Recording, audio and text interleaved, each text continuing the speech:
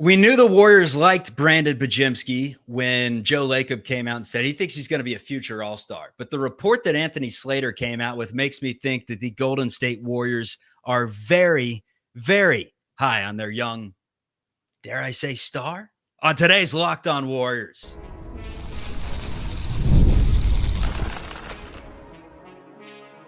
You are Locked On Warriors, your daily Golden State Warriors podcast.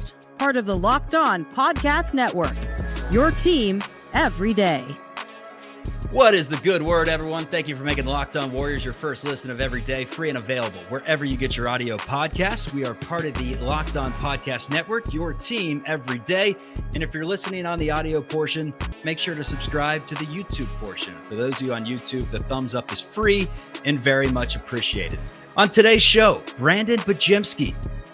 Details are out on how high the Warriors are on pods, and just wait until you hear how many threes the Warriors front office hopes he put up a game this year. Plus, we break teams into tiers. We got our contenders, our teams that could disappoint, and our sleepers. And on today's show, a very special guest, a first-timer. We welcome in Hudson Klauke, NBA analyst for the Chatter podcast, Houdini, as some folks call him on the street. Good to see you, my man. Let's talk some NBA. Let's do it, man. Glad to be a part of it. So let's start with the reports on Brandin Podziemski and the Golden State Warriors. This is reported by Anthony Slater, essentially saying that Podziemski is as protected as anyone not named Steph Curry on this team. Quote, "A lot of other teams are calling about you," Podziemski said. This is Dunleavy told him that. "They want you, but you're not going anywhere. You're ours." That's how this article started off, with Mike Dunleavy on draft night talking to Podziemski after a workout and saying, teams are calling about you. They want you. You're not going anywhere. You are ours. So this is the new report that's now came out. The Warriors did field several medium to high value draft pick offers for Podziemski in June. The team sources confirmed. The Warriors, however, didn't bite. Weeks later, Podziemski becomes a hotter topic when the Jazz apparently will only trade Lauri Markkanen if Podziemski's in the deal. That's around the same time that Pods ran into Joe Lacob at a Las Vegas Aces game. Lacob, according to Podziemski, had seen Ryan Smith, the Jazz owner, at dinner the night before to let him know that Podziemski was protected. Lacob told Pods, quote, "You don't have anything to worry about. You're a priority here, young man." And Podziemski's very appreciative of that. What are your initial thoughts that come to mind when you hear this report come out that basically says that Brandin Podziemski is one of the untouchables? I know he was all rookie last year, but many in the Warriors fan base would say that he doesn't have the untradeable potential attached to him. Yeah, I mean, I think as far as getting Markkanen, I think it was smart not to leverage the future, get rid of Pods, because, I mean, he's shown – just in his rookie year, you just mentioned all rookie team. He showed flashes that he could be a very, very high end player in this league. And we've only saw a glimpse of it. He's going to get a much higher usage rate. The 3-point shooting is phenomenal. And I would anticipate that to get much better. I mean, it's Santa Clara. I love this guy. I didn't know if it would work out. He had every cliche of the white guy, the gritty, the intangibles, all that stuff.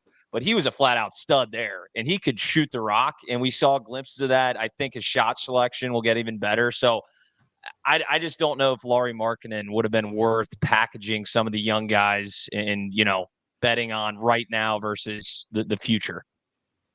I think one of the most interesting things that comes out of this article is that Podziemski said a big focus in the offseason at the exit interview was him shooting more threes. And we all knew that Podziemski, if he was going to be the all-star caliber player, if he's going to be that in the future, he's going to have to, with the ball in his own hands, start to create a little bit more. And we saw it in the summer league, did some things off the dribble, had a really nice pull-up game. We know his potential abilities to be a really good distributor, but it's like, can this guy create for himself to where he's putting up 25 like real superstars do? And the answer is, I didn't think so. I thought he was just going to be a really solid player all the way around.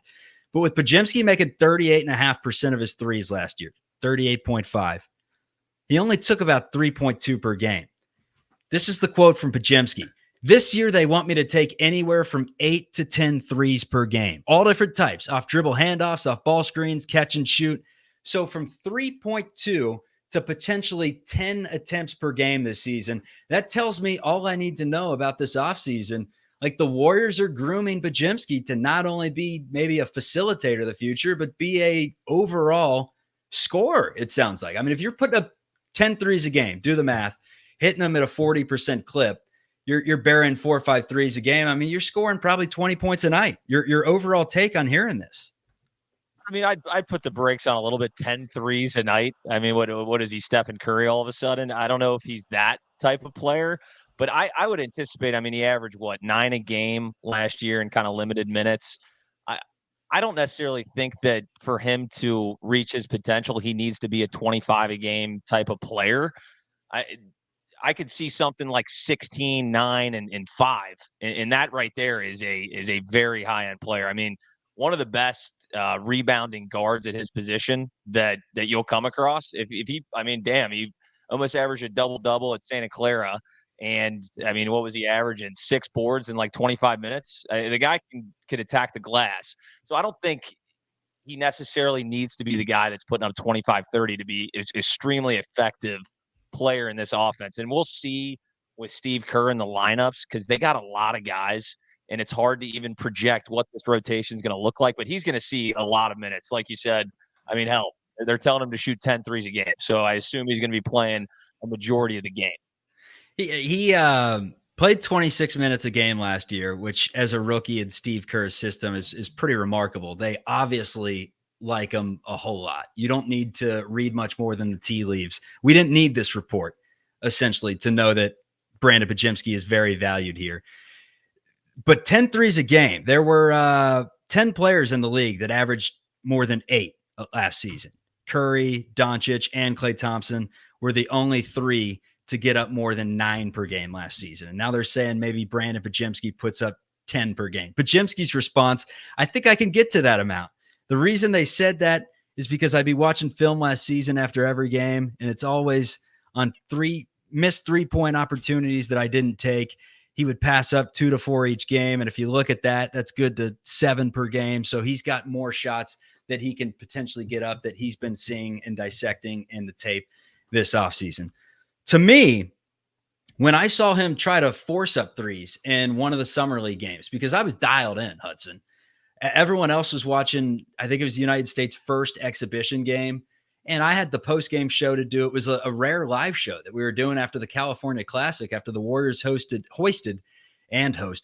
the Mitch Richmond Trophy. So I saw a lot of Podziemski in that game, and it's the summer league. It's hard to dissect, but it's basketball at the end of the day. And I used my 2 eyes. And what I saw was when he was forcing up threes and trying to literally look like Steph Curry with, step back threes off the dribble, it was awful to start the game. And then he kind of let the game come to him. He was smooth. He was kind of pass first. He really seemed like worked on the elbow jumper and the pull-up J in the offseason. And that's something that he said he wants to do this year. Less of the hook shot, less of the floaters, and more just, pull up, stop and pop, baby, as Gus Johnson used to say. Stop and pop. So Clay's gone. Chris Paul's gone. He says that someone's going to have to handle the ball a little bit more. And since I'm doing that, I think it leads me to having more threes. I'm just confused with what the Warriors are expecting from Podziemski this upcoming season, because I thought exactly what you thought. Maybe like 16, 8, and 7, someone that can flirt with triple doubles because of his ability to kind of do it all. But yeah, it's really interesting to hear that report. And ideally, I like him as a kind of a do-it-all guy that flirts around with triple doubles, like you said, right? Like, I don't think he's right, at least right now, his second year in the league, to expect him to be shooting 10 threes a game. And I know the analytics always say, shoot more threes, shoot more threes. We have eyeballs, Chuck. You were watching the summer league. Sometimes a bad shot is a bad shot. You don't just shoot threes just to get threes on the stat sheet, okay? They got to be good looks. And certain guys can get away with forcing them. I don't think he's there quite yet. I think he can work on one thing he could certainly work on is getting to the free throw line a little bit more. I mean, I think he averaged like 1 free throw a game and shot 60% or so, which doesn't fall in line with what he did, historically in college. I think even in high school, he shot like 90% from the line. So I think that's one thing he can work on. I don't think they should rely on him if they want to be in that kind of a winning basketball mindset, that for him to get up 10 threes and average 25 to 30 a night. I just don't think it's a recipe for winning. Brandin Podziemski's favorite player, Manu Ginobili.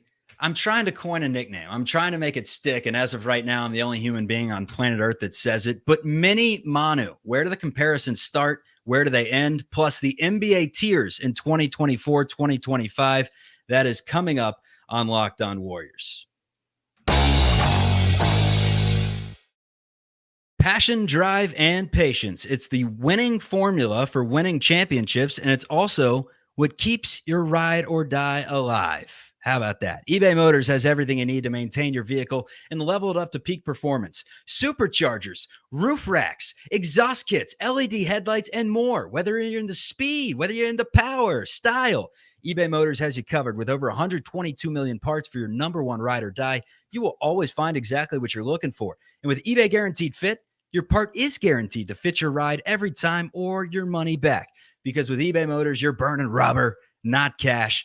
With all the parts you need at the prices you want, it's easy to make your car the MVP and bring home huge wins. Keep your ride or die alive at ebaymotors.com. Eligible items only. Exclusions do apply. eBay Guaranteed Fit is only available to U.S. customers. All right, so I want to continue the conversation on Mini-Manu, Brandin Podziemski. Now, the reason I say Mini-Manu is because Ginobili has about 5 inches on pods. Ginobili could cram. People forget that Ginobili could get up there and give you some spectacular plays. Also had a little more flash than Podziemski with some of the passes that he could make. And just, I mean, he invented the around the world behind the back for no reason, lay it up and transition to where you're like, that's a highlight, but he probably could have just taken it right to the bucket. He's a pretty strong guy. But Podziemski gives you flashes, man, a little bit of everything. Saw in a game last season, a game winner actually against the Suns, the spin pass, where he's taking it side out, spun it to Steph Curry, where only Curry could get it, and Curry nails the three. I mean, that's a pass that not a lot of people can make, but Podziemski can. Here's a comparison that I've seen a lot on the internet that I really like. Brandin Podziemski is like the coach's son. The guy that always had the IQ down and knew how to play the game the right way. So a lot of the spectators are wondering, why is Coach Johnson's son out there? You know, why is he playing? He's not better than Jonathan Kuminga. He's not better than Moses Moody or whoever it may be. He just doesn't have it in him. No one right now is arguing that Pods shouldn't sniff the floor. The debate is that he can actually be an all-star, like Joe Lacob says. He's got to work on that. And credit to you for giving credit to Manu Ginobili for his athleticism. That bald spot was always deceiving. You're like, that guy can't jump over a piece of paper, but he could cram it. If Pod starts to work a little bit on that Euro step, because Ginobili had maybe the best that we've ever seen up to this point. I don't hate a little Mini-Manu comparison, because he kind of do it all. Maybe if Pods gets a little flashier with his passes, like you mentioned, we see a little bit more of that. I don't hate it. You got to be the only guy that's made the comparison, so you can kind of lead the charge there. Well, Podziemski's made the comparison. It was his favorite player and the guy that he watched tape of the most growing up. So he has, whether fans like to hear it or not, he has a little Manu in his game, because that's who he watched and that's who he kind of modeled the craftiness off of. But Podziemski is in a weird spot right now, to where there are a lot of people out there that, like it or not, were essentially hoping that he got traded for Lauri Markkanen, because the reports were out and podcasts are obviously going on delivering their content, and comments are all over the place on Twitter, on YouTube, whatever. And people are saying, get rid of Pods. He's not that good. You got to take Lauri Markkanen if you have the chance to give Steph Curry that window. And Podziemski basically says that he sees it. He's like, oh, I see what the public says. It's cool and it's not. He says it's cool to see you're valued by another organization in the NBA for such a good player like Markkanen. But at the same time, now that the trade didn't go through, people on social media look like it's at my fault. I don't have anything to do with it, but it's cool. This guy's the heir to Klay Thompson. Whether you like it or not, ready or not, here he comes. I mean, it's crazy to say the heir to Klay Thompson, but he is the first guy that replaced Klay Thompson and that will replace him for a full season, it looks to be, as he's the starting shooting guard. So Brandin Podziemski, man. You get behind him if you're a Warriors fan because he sees the talk apparently. Oh yeah, that's always the awkward moment when a guy's in trade rumors left and right. Like D'Angelo Russell, I think does this literally every single year, where they're claiming he's going to be traded and then he doesn't, and it's like, well, I'm still here, so. And there's like a couple fans clapping for him, like, "Yep, we still appreciate you," even though all over Reddit I was saying you need to go immediately. So he's kind of in an interesting spot, but I think he's kind of got the keys to the car right now.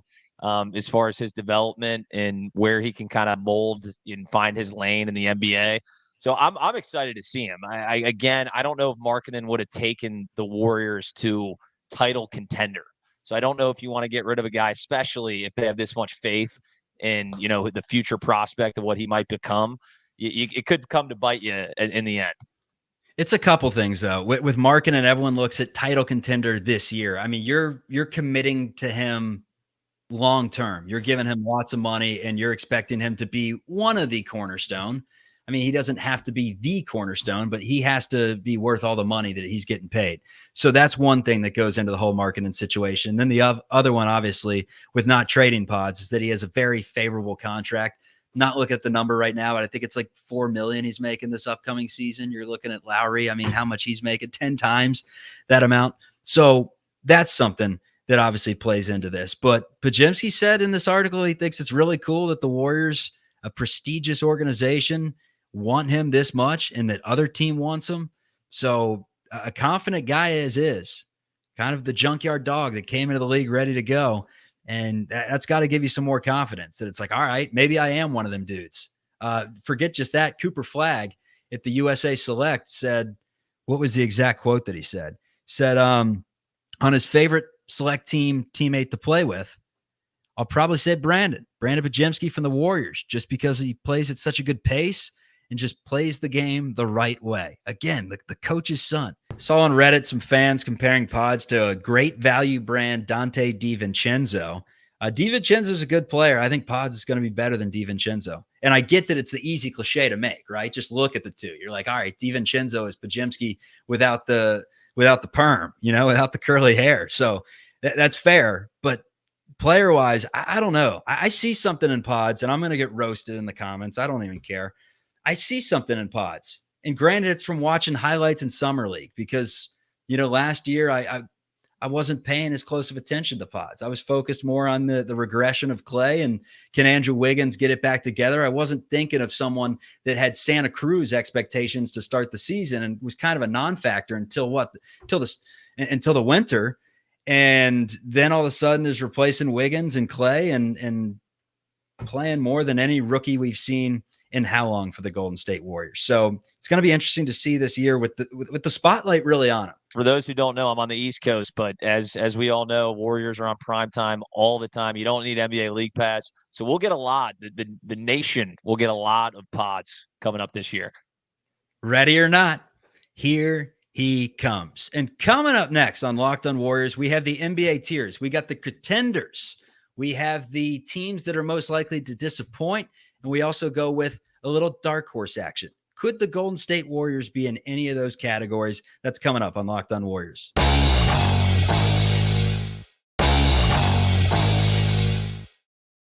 All right. We asked Hudson, he's the guest on today's show, what his NBA tiers are this upcoming season. He's a student of the game. He's a fan of the association as a whole.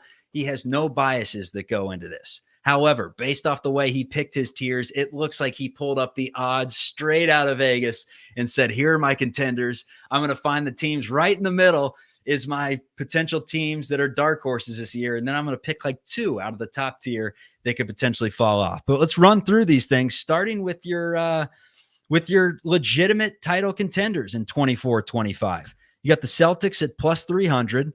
The Bucks at plus 1,300. That's an interesting choice right there. 76ers in Denver at plus 900. The Knicks at plus 900. The Thunder at plus 700. The Wolves at plus 1,200.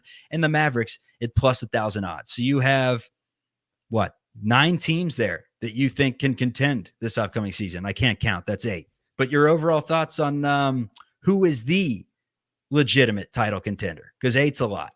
Outside of the Celtics, I think they're the front runner easily. We saw what happened. They're by far the best team right now. But if somebody could knock them off, I think these are the teams that actually have a real chance.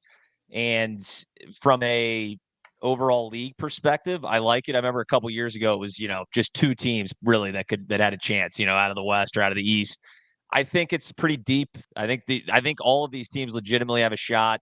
The Knicks, I hate putting them in that, but getting Mikal Bridges, and I lost so much money betting against the Knicks, because when you look at the roster, they might not have the most superstars, but hell, Brunson is a stud.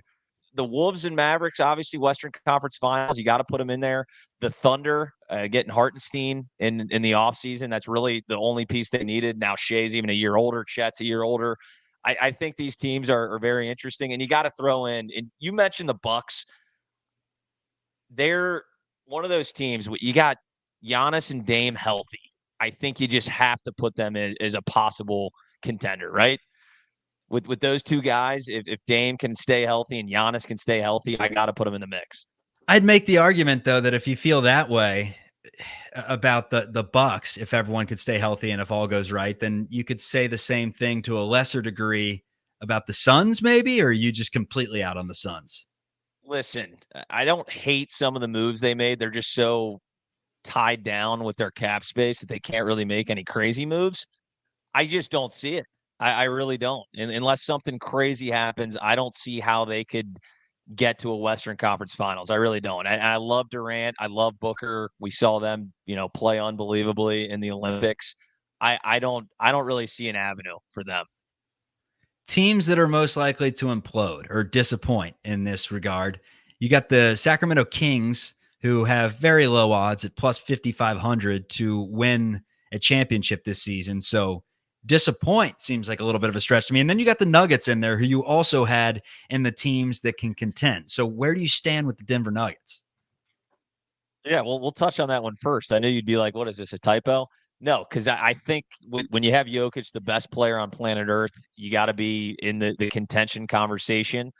But what we've seen from Jamal Murray, it makes me nervous. Ever since that injury, he didn't look the same. Even playing for Canada, he looked completely out of sorts. And I'm without him being an absolute stud, I'm worried about the Denver Nuggets and getting rid of, Caldwell Pope and replacing him with Christian Brown. And I know the general manager was, we think he could do just as much as KCP. I disagree, because KCP was one of the best, stretch guys that you could get, especially in that system, knew how to move off the ball. I like Christian Brown. He's not KCP. I think that was a big mistake getting rid of him. And then Michael Porter Jr., man, he is one of the biggest duds, I feel like, since I was like 10 years old, even though he's been in the league for, not even that long. In the playoffs, he is a no-show every time, dude. Unless he's playing the LA Lakers, then he turns into one of the best perimeter players in the world. But outside of that, he has had some abysmal, I don't have the stats up, but they are not pretty. So that's what worries me about the Nuggets. I don't see what they did to get better, to get over that hump. They couldn't get it there last year. And Jamal Murray might, I'm not sure if he's going to ever get back to that peak, at least for this season, because we just saw him here in the Summer Olympics, and he was nowhere close. You need to listen. By just the study alone that we're doing right here, if you don't have the Suns as a contender, they got to be on the due to disappoint. They have to be one of the two with the roster that they have. Like they can't be anything else. And there are some other teams I want to get into, but let's run to the dark horses. Whoa, look at the graphic. For those of you watching on YouTube, shameless plug, give it a like. It's Steph Curry and the Golden State Warriors, who don't have great odds this year, right in the middle, plus 4,500 to win an NBA championship. Hudson believes they are a dark horse along with the Pelicans. I mean, I love Zion Williamson, don't get me wrong, but it just doesn't seem like – it seems like they're missing something pretty consistently. And then the Memphis Grizzlies at plus 4,000, Ja Morant back for a full season. Can the Grizzlies pick up the steam that they had when the Warriors took them out? I say hell nah. That's a team that's more likely to disappoint, Hudson. Warriors ruined them. Warriors ruined them a couple of years ago. They haven't been the same since. All that offseason talk, Dylan Brooks running his mouth, everything, Klay Thompson saying, to shut your mouth. Fair enough. But let's be real. When Ja Morant actually plays, the Grizzlies are good. When they have a fully healthy team, I know they don't have Dylan Brooks, the biggest bully on planet Earth. I still think that as far as when we're talking dark horses, I don't think the Grizzlies are going to win an NBA championship. I really don't. I think they might surprise some people as far as where they fall come playoff time. Because again, Ja Morant really is that good, and we'll see if he can, play a full season. Off the court stuff doesn't happen this year, but I think the Grizzlies are going to be back in that kind of middle of the pack as far as the playoff contention is concerned. We'll touch on the Pelicans real quick before we get into the Warriors. Have you seen Zion Williamson lately? He's down to 281. He's slim and trim. Look, I've been Zion's biggest supporter for years now. I love Zion at Duke, and I was like, this guy is going to be a star. And then I kind of fell into the propaganda of this guy's Greg Oden 2.0, and he can't stay on the floor, and this is going to be a disaster, and he's too big. No, he's a massive human being that can legit fly, is powerful, has just enough touch to make him dangerous, and is a bowling ball in transition. Like Jonathan Kuminga is pretty nice when you get him into open space. Zion Williamson is on another level. Selfishly, I'd love to see him play for the Warriors someday, but guess what? If he can't play in April, it doesn't matter. None of it matters. And thus far, that's been the big issue with him again this year. After his best season yet, misses out when it matters most. But go ahead with the Pelicans. He's slim. He looks good. He's slim. That's the sole reason. Because Zion Williamson has been averaging like 25 and 8 on like 60% field goal percentage as an overweight man. And he's completely out of shape, and he's still doing those types of numbers. It's incredible with him being down to 281, which allegedly is less than his playing weight even at Duke. And with that frame, he's still giant. He's still stronger than everybody on the damn floor. But I think the sky is the limit for that guy. If he can stay healthy, all the things that you mentioned, I mean, I don't think we've ever quite seen an athlete quite like him. And if he can stay healthy and, Brandon Ingram can kind of figure it out, they didn't trade him away for nothing, which I think ended up being the smart move because there wasn't a big market for Brandon Ingram. But I think if all things go well there and, the DeJounte Murray addition, I think they're a move away or so. I mean, a couple moves away. CJ McCollum might be a trade piece, but I think that they could, if Zion Williamson is healthy and he stays slim and trim, stays away from the gumbo as much as he can, I like them a lot. I think they're going to be surprise some people. And then to the Warriors. I know we're on the Warriors podcast. No bias over here.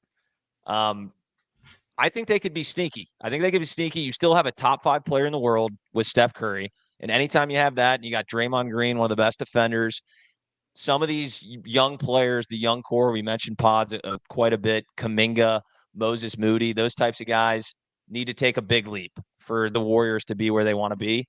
And that could happen. We see it all the time where a second, third year, fourth year guy ends up taking a big leap and the team surprises a lot of, the rest of the NBA collective.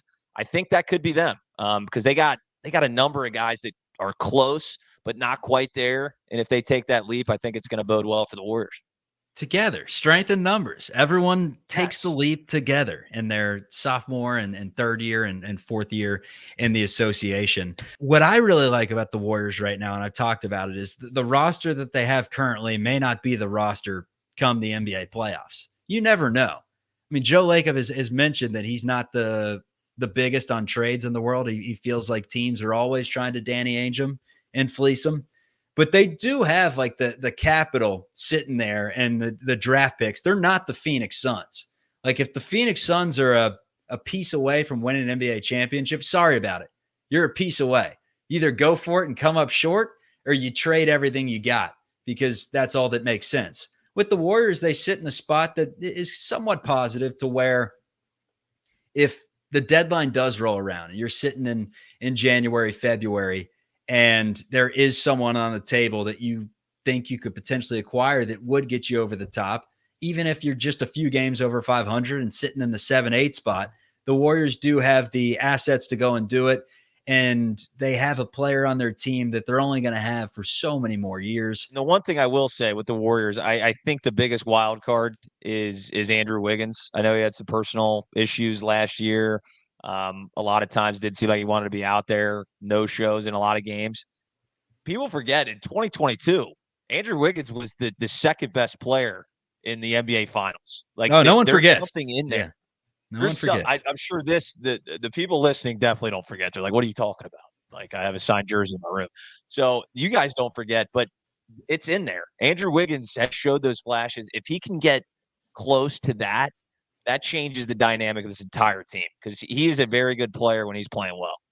Hudson Klauke, everyone. You can follow him on Twitter at Barry Keene. Thanks for making Locked On Warriors your first listen of every day, free and available wherever you get your podcast. Peace.